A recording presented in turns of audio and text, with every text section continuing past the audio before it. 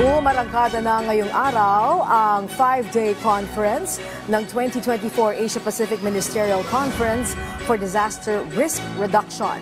Layo nitong paigtingin ang kooperasyon at pagtutulungan ng mga leaders at eksperto sa pagtugon sa mga sakuna.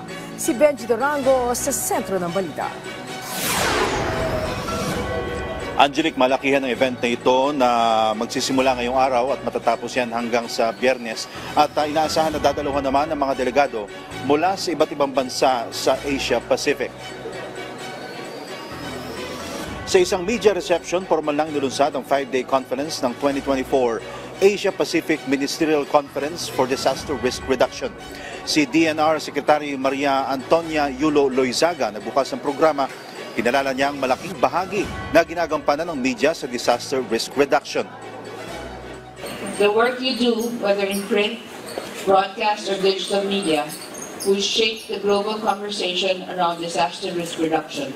The media is a vital partner on this resilience journey. And your commitment to informing and engaging the Si Defense Secretary Gilbert Chodoro para makibahagi sa talakayan, inanyayahan niya ang media na tumutok sa mga pagtalakay.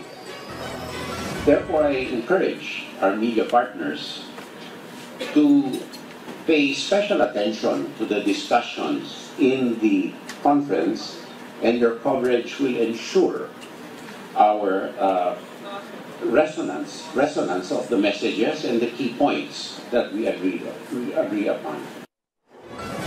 Nagpadala rin ng mensahe si Communications Secretary Cesar Chavez na nagpapaalala naman sa media na panatilihin ang responsabling pagbabalita na magiging gabay ng gobyerno sa pagresponde sa anumang kalamidad.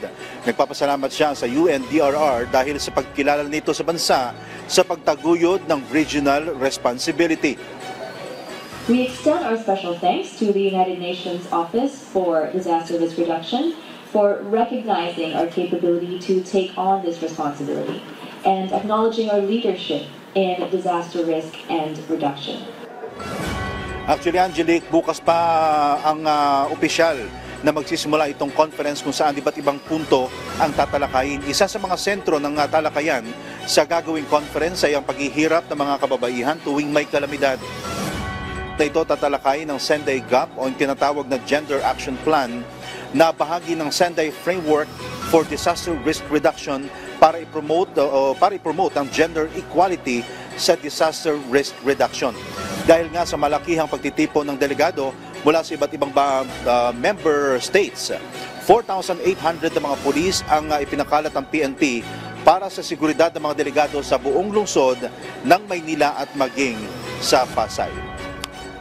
Samantala, Angelic, sinuspindi na rin ng PNP ang lahat ng carry firearms sa buong NCR. Nagsimula yan kaninang hating gabi at matatapos naman hating gabi rin ng October 18. Angelique. Yes, Benji, nabanggit ba kung mga ilang bansa ang dadalo at magtitipon para dito? Nasa 39 na bansa ang magtitipon-tipon dito. May mga delegadong papupuntahin. Siyempre, kasama na rin ang bansang Pilipinas na tinawag na mga bansang ito, itinuring tayo ng mga bansang ito na watchtower pagdating sa disaster risk reduction. Angelique. Okay, maraming salamat, Benji Durango.